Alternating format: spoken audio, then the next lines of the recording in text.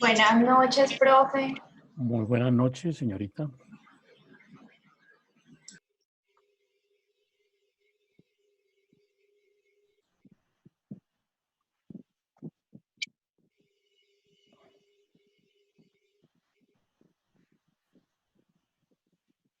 Hola, profe, buenas noches. Buenas noches, Natalia, ¿cómo ha estado?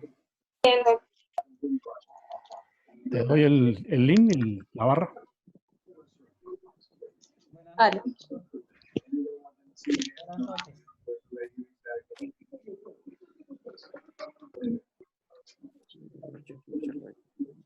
Buenas noches.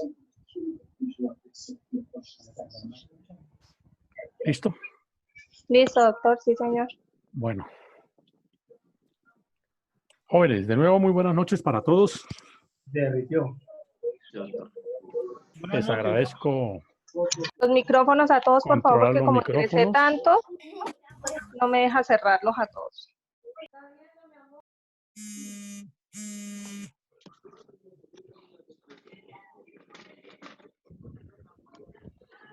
Présteme un lapicero que el mío es en la oficina.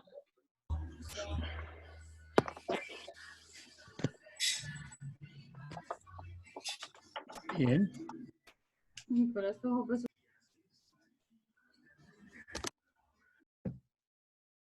Bueno, vamos a tratar esta noche a darle continuidad al tema de los derechos reales en la sociedad romana. Permítanme hacer una previa advertencia y ofrecer disculpas anticipadas, porque la clase de esta noche va a ser relativamente muy corta. Yo estoy atendiendo en este mismo momento mis compromisos académicos de maestría y por lo menos el final de la clase no la quiero perder porque ahí es donde nos asignan las investigaciones a realizar. Entonces voy a dictar una clase muy corta, les agradezco su comprensión. Bien, en la clase pasada tuvimos la oportunidad de hablar de la manera como los romanos concibieron el tema de los derechos reales, de la concepción que hicieron de las cosas, de la definición que le dieron al tema de cosa o bien, de la manera por demás variada como los romanos clasificaron los bienes o las cosas, diseñaron distintos tipos de clasificaciones, tomaron por supuesto perspectivas diferentes. Dijimos en primer lugar que los romanos clasificaron las cosas, bueno, en primer término, obviamente, según las cosas fueran, según las posesiones sobre las cosas se adquirieran, fueran de justa o de manera injusta, fueran de buena o de mala fe. Pero ya cuando analizan en sí los objetos, las cosas o los bienes, entonces estructuran una clasificación de ese tipo de cosas o bienes sobre parámetros que ellos, pues por supuesto, iban determinando. No todas estas clasificaciones que vimos en la clase pasada y lo advertimos en su momento, se vieron todas al tiempo, no. Algunas fueron producto de la evolución que con el correr de los siglos fue teniendo el derecho romano. A título de recorderis y sin entrar en detalle, la primera clasificación de las cosas que hicieron los romanos fue la res mancipi y la res nex mancipi, es decir, clasificaron los bienes en esas dos perspectivas. Una clasificación que dijimos tuvo mucha vigencia durante los tiempos de la monarquía. Después eso fue abolida y fueron evolucionando los romanos hacia otro tipo de clasificación de los bienes. Hicieron, por ejemplo, la clasificación en cosas muebles e inmuebles, que sigue teniendo una gran vigencia en el derecho nuestro, ¿no?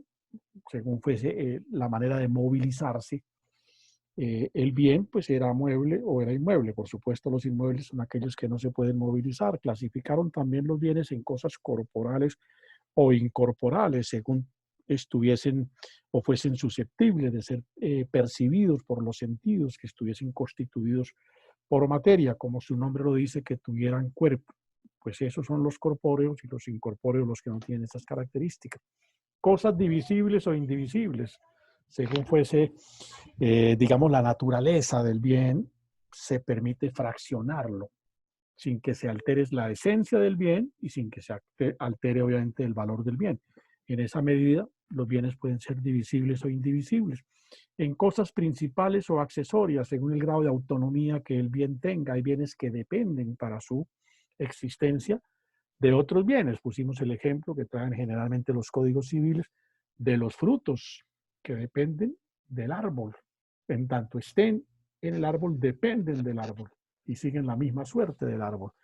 Las crías en los animales, mientras estén siendo amamantados por la vaca, pues los terneros o las terneras se entienden que están adheridas, que forman parte en calidad de accesorias de la vaca. Por eso cuando se vende la vaca en esa condición, pues se entiende que el negocio incluye el ternero, a menos que de manera expresa se especifique que queda por fuera, pero en principio el negocio se estructura sobre esos supuestos. Finalmente dijimos que clasificaron las cosas en fungibles o no fungibles, según sea la existencia del mismo cuando se hace uso de la cosa. Cuando la cosa se agota con su uso, con su primer uso, pues es un bien fungible o consumible. El caso de las bebidas, de los alimentos, del dinero mismo. Y cuando por el contrario se hace uso de la cosa de manera inveterada, permanente, por el tiempo, y la cosa sigue manteniéndose, es decir, se puede volver a usar la misma cosa. Me puedo sentar en la silla 10.000 veces, la silla sigue existiendo. Lo que no puedo hacer con la gaseosa, tomármela 10.000 veces, porque con la primera que me tome, esa se acaba y me toca reponerla por otra. Esa es la distinción entre fungible y no fungible, o consumible y no consumible. Ocupémonos esta noche rápidamente de las formas jurídicas que los romanos idearon para el ejercicio de los derechos reales. Y en ese orden de ideas diseñaron principalmente dos: la propiedad y la posesión. Dos fenómenos jurídicos que en su intríngulis jurídico son perfectamente distintos. Solemos a veces confundirlos, pero obviamente que son dos institutos, dos figuras perfectamente diferentes. Cada una tiene sus propias particularidades. Rápidamente hagamos algunas referencias a la primera de esas figuras, a la figura de la propiedad, que es en términos generales, digamos, el derecho más amplio, el derecho máximo que la persona puede ejercer sobre un bien. La clase pasada dijimos que estamos en el tema de los derechos reales, que comprenden los derechos que las personas ejercen sobre las cosas o sobre los bienes. Sobre las cosas o sobre los bienes ejercemos o propiedad o posesión.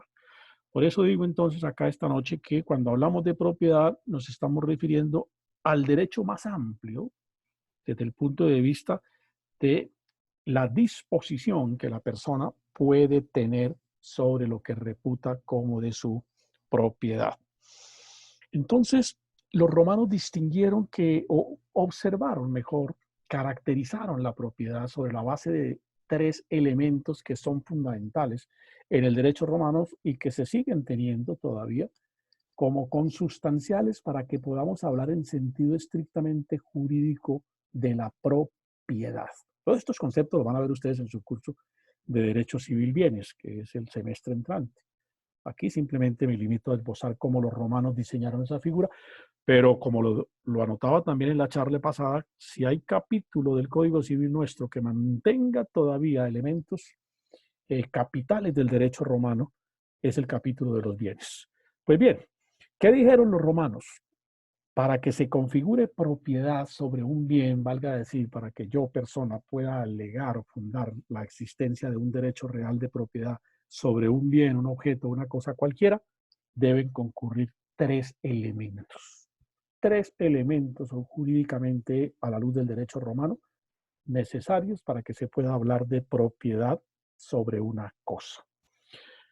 Lo que los romanos llamaron el jus utendi o usus, que no es otra cosa distinta que el derecho a usar la cosa. El derecho a usar la cosa. El segundo de esos ingredientes o conceptos es el jus fruendi o fructus, que es el derecho a recoger los frutos que la cosa produce, los productos que son consecuencia de la cosa que yo tengo bajo mi propiedad. Y el tercer elemento es el jus abutendi o el abusus, es decir, el derecho a disponer de la cosa. Yo soy el propietario, yo puedo hacer con la cosa lo que a bien tenga, por supuesto, Ahí puede haber algunas limitaciones que el derecho puede imponer. Pero en principio, en el marco de la ley, yo puedo disponer de la cosa como a bien lo tenga. Cuando los romanos hablan del jus abutendi, que también lo denominan abusus, no significa que yo pueda cometer abusos en relación con el derecho de propiedad frente a una cosa. No es ese el sentido de la expresión abusus. Porque como anota la doctrina, sería profundamente contradictorio plantear que yo tengo el derecho a abusar de una cosa. El abuso significa que está por fuera de derecho. Y yo no tengo el derecho a abusar. Yo tengo el derecho a disponer de la cosa. En ese sentido fue que los romanos hablaron del jus abutendi o el jus abusus. Por eso hago esa precisión o esa particularidad. Bien, entonces los tres elementos, repetimos, y lo voy a decir en el idioma nuestro. El primer elemento es el derecho a usar la cosa. El segundo elemento es el derecho a gozar o a disfrutar de la cosa, de los productos que ella produce. Si yo soy el dueño de la vaca, tengo derecho a disfrutar de la leche de la vaca. Tengo derecho a disfrutar de la cría de la vaca, por supuesto, porque son los frutos, los productos que ella me da, la ganancia que me deja la cosa. Y por supuesto, la tercera, la facultad o la potestad de disponer de la cosa. La puedo vender, vendérsela a quien yo quiera, la puedo donar, la puedo comprometer como garantía de una operación comercial, por supuesto, la puedo testar para mis herederos, desde luego, ¿sí? Puedo disponer de la cosa como a bien lo tenga. Entonces, cuando esos tres elementos concurren de manera simultánea, coetánea, es decir, todos están presentes en el mismo momento, podemos hablar a la luz del derecho y particularmente del derecho romano de que existe el concepto de propiedad en pleno sentido, valga decir, en lo que literalmente nos enseña o nos significa el vocablo propiedad. Entonces, ese es el concepto básico de los romanos respecto de cuándo se ejerce el derecho real de propiedad. Simplemente existe el derecho real de propiedad, dicen los romanos, cuando tenemos pues acreditados frente al bien que pretendemos reputar como nuestro, esos tres elementos. La reunión de esos tres elementos hace indiscutible que yo soy el propietario de la cosa, del objeto, del predio, qué sé yo, al fin y al cabo de lo que finalmente estemos planteando que es nuestro. Entonces, eso queda perfectamente claro.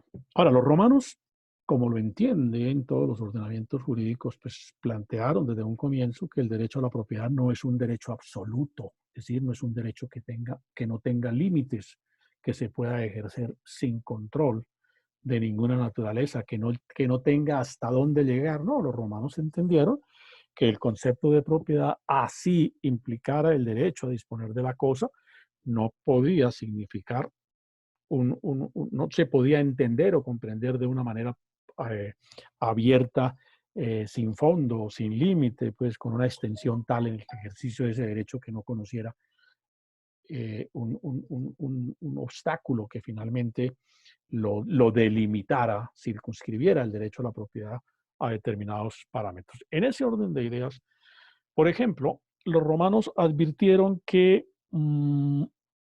los dueños de los predios rurales, ¿sí?, no podían sembrar o edificar hasta la línea estrictamente colindante, sino que tenían que guardar una distancia en relación con la línea que se había señalado como línea que define los linderos, se dice en el sector rural, ¿sí?, de los predios que son colindantes. Entonces, fueron muy claros en advertir que no se podía llegar en el ejercicio del derecho de manera extrema hasta la raya de límites. Si estamos hablando de un inmueble, en este caso de un predio de carácter rural, digámoslo así, no se podía llegar hasta la línea de la cerca como tal, sino que había que guardar una distancia, un espacio en relación con la línea divisoria de los predios, con la línea que marca hasta dónde va el derecho de propiedad de cada uno.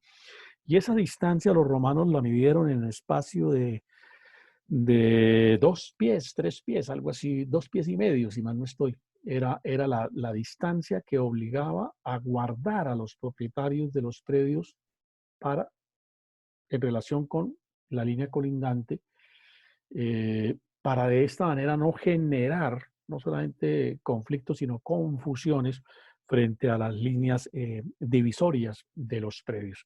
Entonces, imaginémonos la línea que traza el lindero entre dos predios rurales, ambos vecinos tienen que guardar necesariamente la distancia de los 2 pies y medio.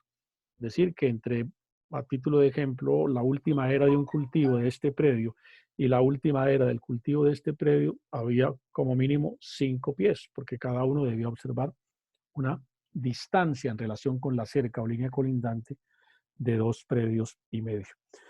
Por ejemplo, los romanos advirtieron, bueno, y en este sentido hay normas, ¿no? Obviamente hay normas que se practican en el derecho nuestro, por ejemplo, en materia de construcciones, edificaciones, cultivos, en términos generales, en ejercicio del derecho de propiedad sobre predios que colindan con corrientes de agua, con ríos, pues no se puede llegar hasta el extremo pues, de la línea de agua, no, hay que mantener una distancia aconsejable, no solamente o mejor, aconsejable en la medida, no solamente por proteger, digamos, la propiedad o los bienes que están en el predio frente a una posible crecida o desbordamiento de la quebrada o del río al que me estoy refiriendo, sino porque se considera necesario que para la conservación de ese bien natural, como es un caudal de agua, se hace necesario que la gente no llegue en extrema medida en ejercicio de su propiedad prácticamente hasta las goteras del río. Por eso se exige que haya unas distancias mínimas en ese sentido. Otra limitación que podía tener el derecho de la propiedad en Roma, por sobre todo en materia de predios inmuebles, era que no se podía, lo que llamamos comúnmente, torcer el curso de las aguas, es decir, desviar los ríos, ¿sí? De manera tal que pudiese perjudicar los otros fundos. No hay en ese sentido posibilidad de que desde los tiempos del derecho romano de que eso acontezca. También, repito, en el sentido de preservar la corriente o el caudal, pero en el sentido también de no perjudicar al conjunto de vecinos que en un momento dado se benefician de ese predio. Y los romanos también concibieron, para no hablar de más situaciones limitantes del derecho a la propiedad, los romanos concibieron forma de expropiación, valga decir, de quitar por virtud de la potestad del Estado la propiedad del predio a su tenedor, a su propietario, por sobre todo cuando operan circunstancias de interés general que hacen necesario que se efectúe esa expropiación. Los romanos, por ejemplo, para la construcción de acueductos, ¿sí? Llegaron a expropiar predios en Roma, que la necesidad de construir una instalación de esta naturaleza es apenas obvia, el interés es de carácter social, es general, y ahí los romanos entendieron, como lo practicamos nosotros, que prevalece el interés general sobre el particular, y por eso ellos, digo una vez más, practicaron y admitieron como limitante del derecho de propiedad la figura de la expropiación.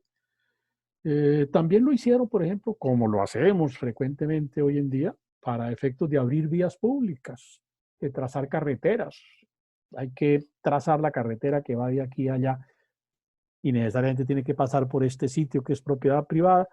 Pues finalmente, si es del caso, hay que expropiarla para poder beneficiar o para poder edificar una obra que va a beneficiar al conjunto social en términos generales. Los romanos concibieron pues limitantes al ejercicio del derecho de propiedad. Entonces tuvieron esa característica. Los romanos reglamentaron también el ejercicio de la propiedad con sentido limitante para determinadas personas, para quienes tenían grados de incapacidad, por ejemplo, ¿sí? Por incapacidad, digamos, de carácter mental, ¿sí? O el caso típico del disipador.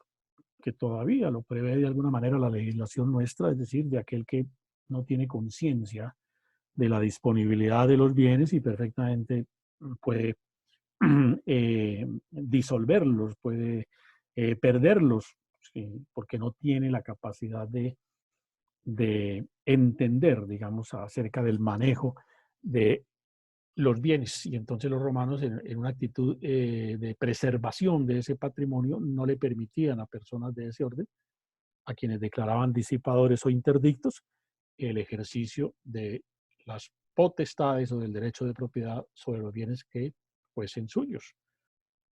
Digo, para preservar la propiedad de los bienes, para preservarle, conservarle el derecho de propiedad a esa persona sobre los bienes que él poseyera o tuviera. Bien, los romanos concibieron dos formas de propiedad: la propiedad adquiritaria y la propiedad bonitaria. La propiedad adquiritaria hace referencia a las formas o a los modos que están regulados en el jus civile, que es el derecho de los ciudadanos romanos. Allí se regulaban aspectos muy puntuales o particulares de cómo podían ejercer derechos reales o el derecho real de propiedad los ciudadanos romanos, y la propiedad denominada propiedad bonitaria era la que ejercían los que no tenían la condición de ciudadanos romanos, que se regulaban o regían, como ustedes ya lo saben perfectamente, por el derecho denominado jus gentium. De manera que, y ahora en una clase adelante, aludiremos con mayor detalle a estas formas de propiedad, a la propiedad adquiritaria y a la propiedad bonitaria. Por ahora, enunciémoslas. Finalmente, también a título de enunciación, los romanos concibieron que el derecho a la propiedad podía extinguirse. Claro, la propiedad puede extinguirse. ¿Cuándo se extingue la propiedad? Por supuesto, cuando yo la enajeno y expreso mi decisión autónoma de desprenderme de ella. Hice una negociación y la cedí, por consiguiente yo ya no soy propietario, el objeto, la cosa, el bien o el predio tendrá otro titular del derecho de propiedad. Entonces, por producto de la voluntad materializada en un acto de negociación. En segundo lugar, porque hay cosas que son susceptibles de destrucción. Cuando la cosa se destruye, pues obviamente se extingue el derecho de propiedad sobre ella. Si yo soy dueño de una vaca y la vaca se me muere, pues el derecho de propiedad sobre la vaca se me extinguió. Si soy dueño de un carro y el carro se incendió de manera tal que quedó absolutamente inservible, desapareció prácticamente, pues obviamente el derecho de propiedad mío sobre ese inmueble queda igualmente extinguido. Por la destrucción total de la cosa, decían los romanos, se puede perder el derecho de propiedad sobre un determinado bien. Tercero, porque por disposiciones normativas una cosa deje de considerarse como bien susceptible de propiedad particular. Puede ocurrir que un bien determinado, que una actividad, si se quiere, determinada, por razones de política estatal, deje de estimarse como bien particular y se dimensione como bien de público, de propiedad del Estado. Claro, eso puede acontecer, que la normatividad imponga esa condición. Estos bienes no son susceptibles de propiedad particular o no son actividades susceptibles de realizar por los particulares. ¿Sí? Por ejemplo, las armas. Las armas son susceptibles de tener propiedad sobre ellas, en principio no, porque las armas es un monopolio, un patrimonio exclusivo del Estado. Luego los particulares no podemos, salvo las contadas excepciones, por supuesto, pero son excepciones, pero el principio general es que las armas son un monopolio del Estado y sobre ellas no se puede ejercer derecho de propiedad. Por eso no es lícito vender armas. Así yo tenga el permiso para portar el arma, no la puedo vender, no la puedo ceder la propiedad, no la puedo traspasar o enajenar, ¿sí? Salvo que seguramente se llenen algún conjunto de requisitos, pero obviamente la consideración que hacen en alguna oportunidad, hice la consulta por parte de las fuerzas militares, es que si usted vende el arma es porque no la necesita y por consiguiente no tiene por qué volverse comercial ese objeto o ese elemento. Y finalmente, también decían los romanos, bueno, esto es una manera de asimilar la pérdida de la propiedad a la destrucción de la cosa. Los romanos decían, tratándose de animales salvajes, que cuando la persona se había apropiado de animales salvajes y estos recobraban su libertad, pues se perdía el derecho a propiedad sobre ese animal. ¿Sí? Llevé a mi casa un tigre, lo mantuve un tiempo determinado en mi domicilio, conviví con el tigre, pero el tigre algún día, pues, como en el poema El Lobo Feroz de San Francisco de Asís, decide irse y regresar a su estado natural, a la selva, al monte. Pues por supuesto perdí el derecho de propiedad sobre un semoviente que se tiene la connotación o la característica como ser natural de ser salvaje. Digamos por ahora que esos son los elementos centrales sobre los cuales se bosqueja el instituto o la figura de la propiedad en el derecho romano. La segunda eventualidad es la de la figura de la posesión. Digamos que el término posesión deriva de possessio, un vocablo de origen latino, por supuesto, que a su vez possessio viene de la palabra cedere, cedere. Y cedere en latín quería decir sentarse, esa acción de sentar. ¿Sí? De ahí viene la palabra posesión de cedere, porque la posesión lo que traduce es eso, que yo me asiento, ¿sí?, sobre un determinado bien, que me siento sobre un determinado bien, de manera tal que lo hago mío. De ahí la raíz de la expresión posesión, y lo cual nos da una idea de lo que jurídicamente connota o significa la figura. ¿Qué es la posesión entonces? Pues la posesión es el poder de hecho que una persona ejerce sobre una cosa.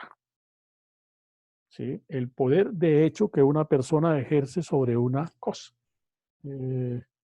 Bueno, mi celular, por ejemplo, está en mi poder, ejerzo posesión sobre él o sobre el libro, sobre cualquier bien, porque de hecho la tengo.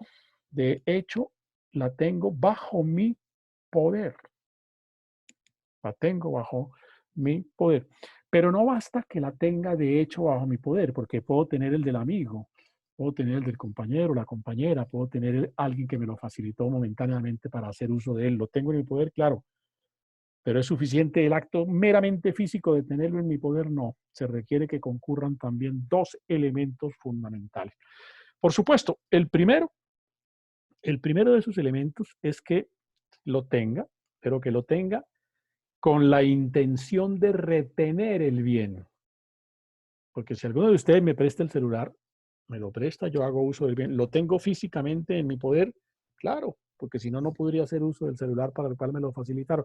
Pero no tengo la intención de retener el bien en cuanto considere que el bien es mío. No tengo esa intención, por supuesto, no la tengo. El caso del arrendatario. El arrendatario tiene el bien que tomó en arriendo, claro, lo tiene, lo ocupa, lo usa, lo disfruta, pero tiene la intención de retener ese bien, no la puede tener. Y el segundo elemento es disponer del bien como si fuera el propietario del mismo. Entonces yo tengo el celular que cualquiera de ustedes me facilita, puedo yo coger, cambiar el celular, puedo venderlo, puedo disponer de él como si yo fuese el dueño. Si no tengo la posesión, es decir, dicho de otra manera, para poder afirmar que tengo la posesión, tengo que tener la facultad de disponer de ese bien como si yo fuera el propietario. No soy el propietario porque no tengo el derecho de propiedad, tengo el derecho de posesión. Estamos hablando de dos tipos de derechos. La propiedad, que esbocé en sus elementos centrales hace un instante, y el derecho de posesión, que tiene otras características, tiene otros requisitos. ¿Sí? Entonces, esa potestas que yo ejerzo sobre un bien, ¿sí?, sobre el que no tengo propiedad, pero que lo poseo, en cuanto lo tengo físicamente, lo tengo con el ánimo de retenerlo, es decir, de afirmar de afirmar que es mío y además dispongo del bien como si fuera mío. El predio no es mío, no tengo el derecho de propiedad sobre el predio porque no tengo escritura o título que me acredite como propietario, pero yo llegué, lo ocupé. Todo el mundo en el barrio, en el sector o en la vereda me reputa como titular de ese predio. Yo pago los impuestos del predio. Yo construyo sobre el predio, yo lo exploto, lo cultivo, qué sé yo, pues estoy obrando con ánimo de señor y dueño. Entonces, cuando concurren esos elementos, estamos hablando de la figura de la posesión. Tener la cosa con intención de retenerla y disponer de la cosa como si fuera el dueño de ese objeto, de ese bien.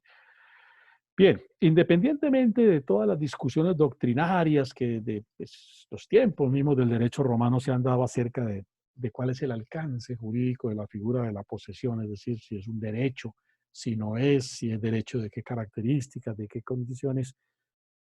Independientemente de todas esas discusiones, no es menos cierto, valga decir, lo que es cierto es que los romanos consagraron en su legislación, contemplaron como una forma de ejercer derechos reales sobre las cosas o los bienes, la figura jurídica de la posesión. La figura jurídica de la posesión. Y esa figura ha pasado al derecho civil nuestro. Es casi que calcada del derecho romano. Los elementos que informan el derecho real de posesión, podemos entonces resumirlos primero en un elemento objetivo o material. Lo que llaman los romanos el corpus, ¿sí? Que era lo que me refería hace un instante, el ejercicio de un control o de un poder físico sobre la cosa. Yo lo tengo, yo lo manejo, yo dispongo del bien, le quito, le cambio el forro si quiero, pero disponer sobre la cosa. Es decir, el derecho, la figura apreciada en su elemento material o objetivo es el acto de tener la cosa y disponer de ese elemento. Por manera que esa es la primera característica del derecho, del derecho de posesión en el sistema jurídico de los romanos. El segundo elemento es el elemento subjetivo. Las cosas, los derechos están informados generalmente de elementos objetivos o materiales y de elementos subjetivos o personales. El segundo elemento es el elemento subjetivo denominado por los romanos el animus possedendi, es decir, el propósito o la intención de la persona que dice poseer la cosa, la intención de tener la cosa, de retenerla como si fuera suya, de adjudicarla o vincularla a su patrimonio, pero lo más importante, desconociendo o excluyendo a cualquier otra persona en relación con ejercicio de derecho de propiedad o de posesión sobre ese bien.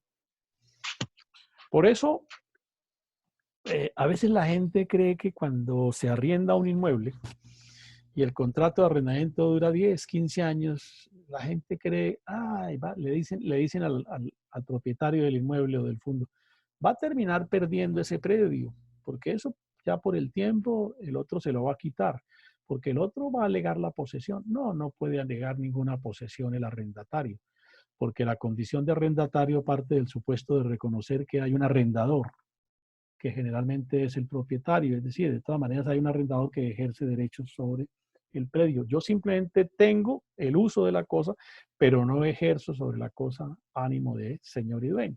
Y generalmente esa es una de las razones por las cuales los contratos de arrendamiento incluyen la cláusula de que el inquilino o el arrendatario no puede disponer del predio en orden a hacerle mejoras, a introducirle modificaciones, a tumbar paredes, a hacer reformas. No, lo limitan en eso precisamente porque... Profe, una preguntita. ¿Sí? Profe, y en caso que no esté un contrato, o sea, no haya sujeto un contrato, sino simplemente que de cierto tiempo que esté morando una casa, 10, 20, 30 años. ¿Qué pasa? Carlos. Sí, me pregunta, ¿un arrendamiento por 30 años?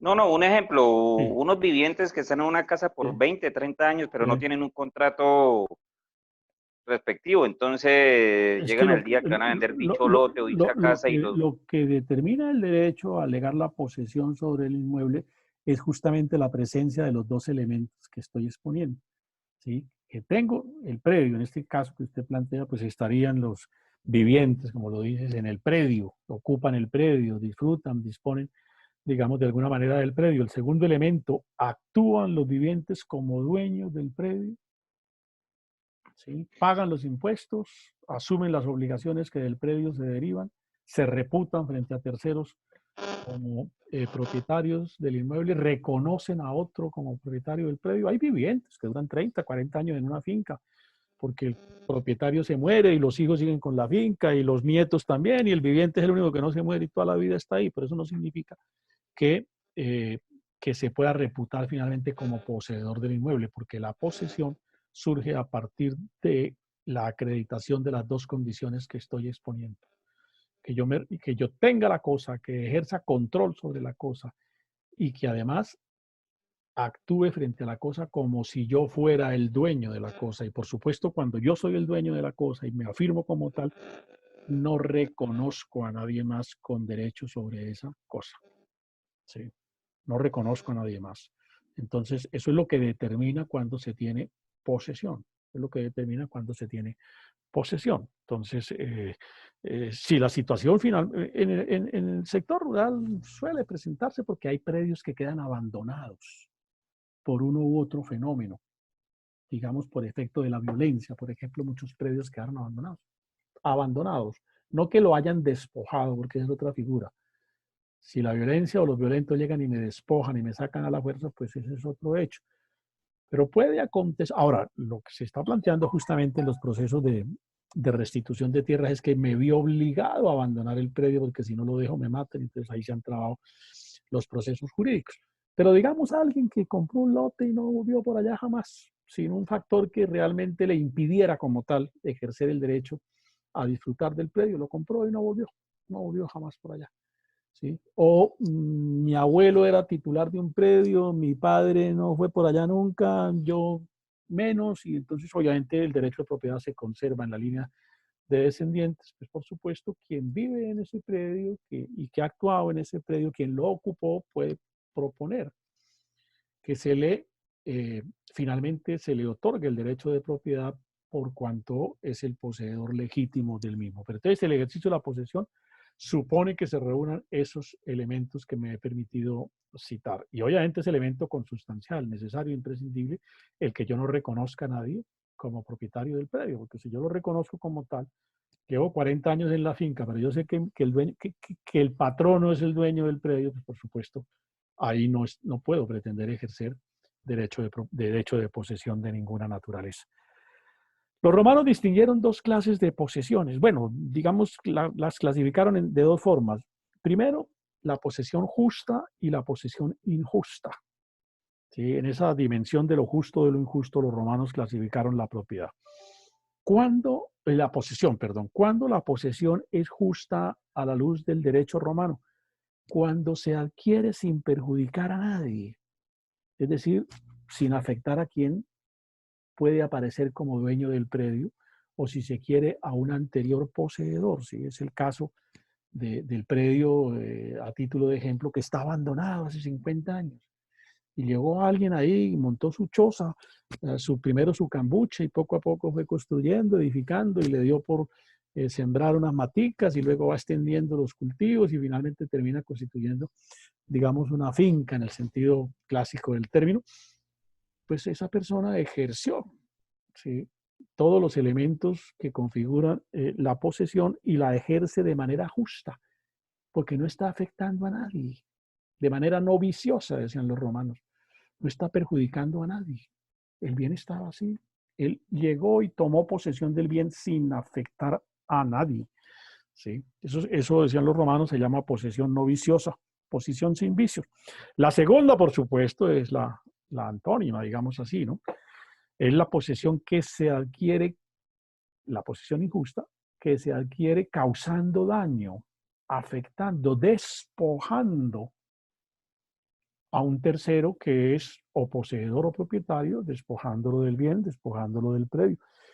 lo adquiero violentamente mediante acciones ilícitas, si es del caso, de manera clandestina, soterrada, engañosa, ¿sí? Esa es la eventualidad, claro. Entonces, pues llego el caso que ponía hace un instante, con el revólver en la mano al propietario, le digo, sálgase, porque si no se sale lo mato, y yo me voy a quedar aquí y tomo posesión del predio, pues por supuesto, esa es una posesión a la luz del derecho, no solamente del derecho romano, sino del derecho en general, una posesión de naturaleza injusta. Se ha causado daño a su poseedor o tenedor o propietario, se ha causado perjuicio, por supuesto, he adquirido la posesión de manera violenta y eso a todas luces calificaron los romanos como una posesión obtenida de manera injusta. La otra eventualidad, la que pasa todos los días cuando uno presta libros, los presta con la intención de hacer un favor y quien le solicita el libro en préstamo lo hace porque lo necesita y después no lo devuelve. Y gasta uno 10, 15 años, devuélvame el libro, mañana lo devuelvo, mañana, y no se devuelve el libro. ¿Qué quiero decir con este ejemplo? Cuando se entrega o se recibe una cosa, mejor, cuando se recibe una cosa en préstamo y yo me niego a devolverla, pues es una manera de adquirir la posesión sobre ese objeto de manera injusta. Es una manera de adquirir la posesión de una manera injusta. Sí. Venga, y es una práctica en que a veces se incurre, ¿no? Por la gente que a veces quiere servir o hacer un favor y le dice a quien no tiene dónde pernoctar, venga, quédese aquí que yo tengo este apartamentico desocupado, quédese ahí unos días mientras vea a ver usted cómo se organiza. Y ese quédese unos días mientras vea cómo se organiza, termina en que mañana cuando uno le dice necesito el predio porque ya lo voy a arrendar, le dice no señor, yo de aquí no me salgo. Esa es una manera de negarse a restituir lo que le fue dado en préstamo, ¿sí? Y por consiguiente es una manera injusta de adquirir la posesión. La otra manera, como lo clasificaron los romanos, fue la posesión de buena y de mala fe, ¿sí?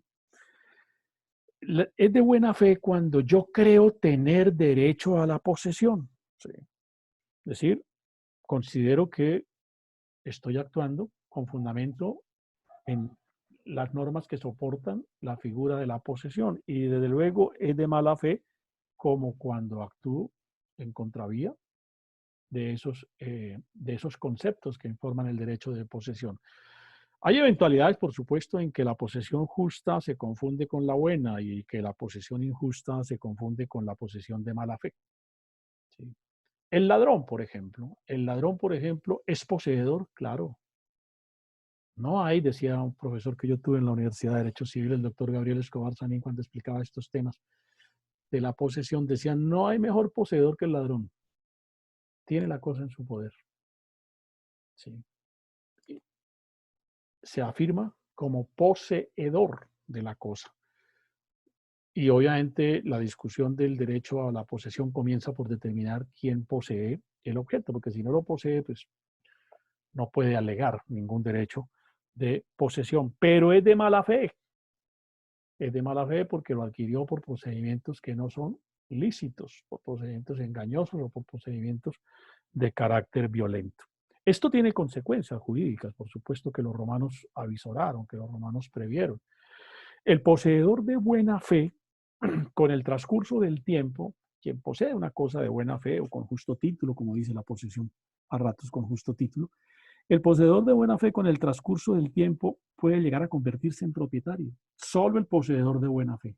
Era lo que decía hace un instante. Yo llegué y encontré un predio. Estaba absolutamente desocupado. Nadie me dijo quién era el dueño. Nadie me dio razón quién era el dueño. Eso estaba absolutamente abandonado hace años. Y yo llegué y me asenté ahí. Lo ocupé y comencé a orar sobre el predio como si yo fuese el dueño. Y construí, y sembré, y cultivé, y los vecinos empezaron a reputarme como que yo soy el dueño, pero además yo pago los impuestos, pero además yo contribuyo con las obras de beneficio veredal, pero además ejerzo finalmente sobre el predio actos que me reputan como si fuese el titular, como dice la ley, ejerzo actos de señor y dueño sobre el predio, pues eso configura el derecho a la posesión de buena fe. Si tomé la posesión en las circunstancias en que estoy advirtiendo.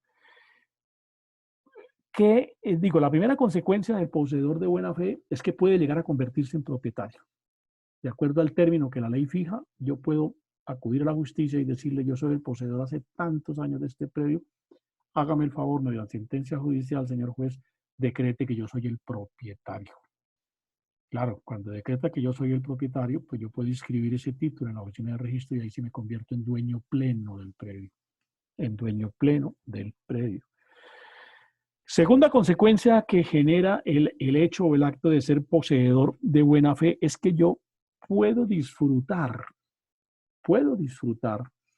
de todas las ganancias o utilidades o al fin y al cabo frutos que me dé el predio, hasta que aparezca quien se repute como propietario verdadero, ¿sí? O alguien que finalmente ejerza una reclamación sobre la cosa que yo poseo. Entonces porque puede el dueño aparecer al cabo del año, 2 años, ¿sí? Y todavía no se ha configurado el término que la ley establece para que yo pueda alegar el derecho de posesión, porque esto no es que llegué hoy y mañana ya pueda decir que que ejerzo derecho de posesión. No, las legislaciones de los estados generalmente configuran unos términos para que ejercida la posesión en las condiciones en que advierto, con las características que he reseñado, pueda afirmar, pueda demandar que se me adjudique el derecho de propiedad. Pero puede que antes de ese término aparezca el dueño y haga la reclamación pertinente y finalmente se diga: sí, señor, el dueño es fulano de tal y en consecuencia debe restituírsele el predio. Hasta ese momento en que se me ordene la restitución al verdadero propietario del predio o a quien tenga mejor derecho sobre el predio, pues todo lo que el predio ha producido ha sido mío. Todo lo que el predio ha producido ha sido mío. Tengo derecho a que quien finalmente la justicia diga que es el propietario del predio me restituya todas las obras que yo hice en el predio. Resulta que construí una casa, resulta que hice 10 potreros, puse cercas, puse, bueno, todos los implementos para la explotación de una finca agropecuaria, le hice la carretera, lo que ustedes quieran, todas las mejoras, como suele decir. Tengo derecho a que me las reembolse, porque he sido poseedor de buena fe.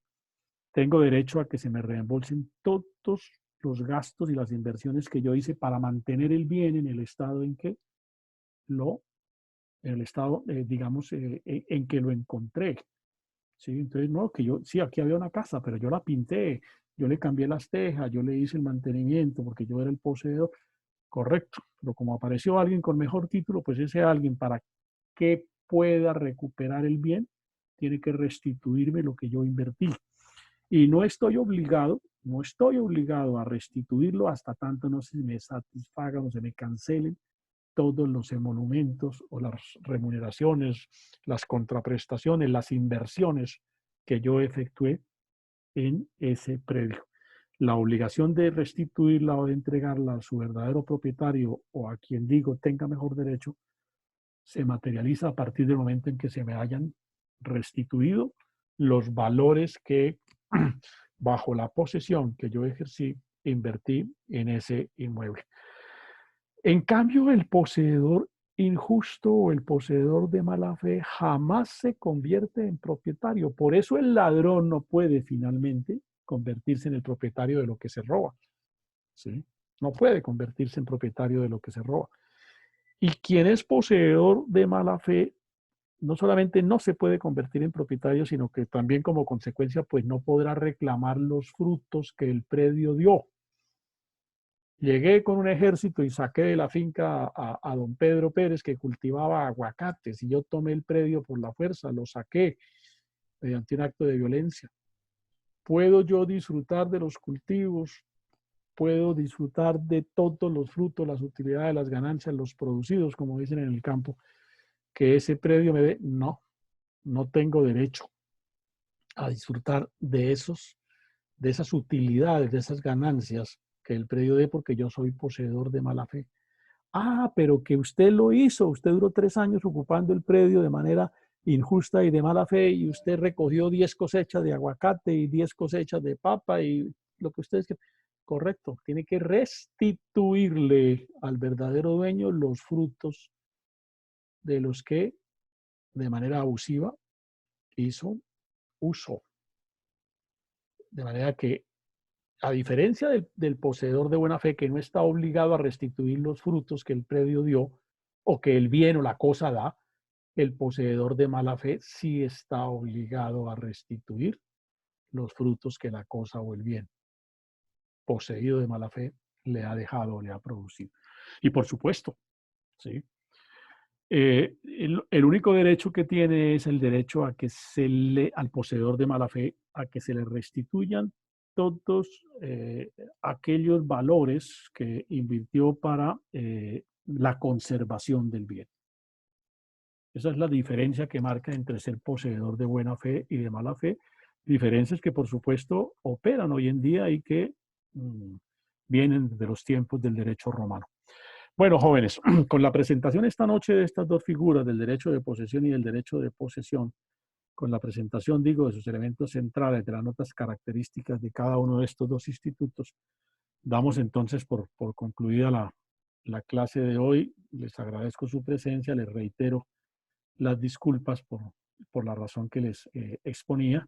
Voy a prepararme para ya los últimos minutos de clase que termina a las 10 de la noche para enterarme de en qué estado va el desarrollo de la exposición y cuáles las actividades que me corresponde cumplir con ese Listo, profe, gracias. compromiso académico. Muy amables, muy buena noche para todos. Listo, Muchísimas profe, gracias. muchas Hasta luego, gracias. profe.